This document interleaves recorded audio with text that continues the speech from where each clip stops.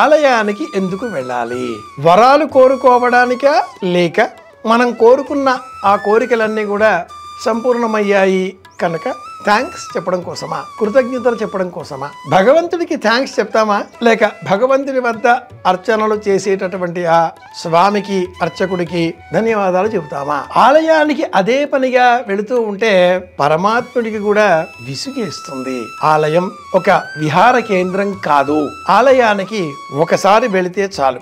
తిరుమల, లేక రామేశ్వరం, కాశీ, కన్యాకుమారి, అరుణాచలం అనేక దివ్యక్షేత్రాలు, గర్భాలయం దాకా మళ్ళీ మళ్ళీ వెళుతూ ఉంటారు అనేకులు. మనస్సు ద్వారా దర్శించిన దర్శనం కాదది. ఆలయానికి అదే పనిగా వెళ్ళకూడదు.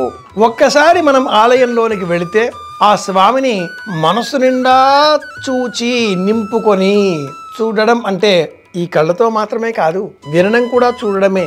ఆ చూచాను అనే భావనను మళ్ళీ మళ్ళీ మననం చేసుకోవడం కూడా చూడడమే. అలా చూచే పక్షంలో మళ్ళీ చూసే అవసరం లేదిక. కళ్ళు మూసుకుంటే స్వామి కనిపిస్తాడు. విహార కేంద్రం కాదు, ఆధ్యాత్మిక శక్తివంతమైన క్షేత్రం అది. ఆ శక్తిని మనం గ్రహించాలి అంటే ఒకసారి వెళితే చాలు, చూస్తే చాలు. ఆ పరంధాముడికి మన గురించి తెలుసు కనుక ప్రత్యేకంగా స్వామికి మనం కృతజ్ఞత చెప్పే అవసరం ఉండదు. మనకేం కావాలో కనిపెట్టి ఉంటాడు కాబట్టి మన సంకల్పాలన్నీ వాటంతట అవే నెరవేరుస్తాడు.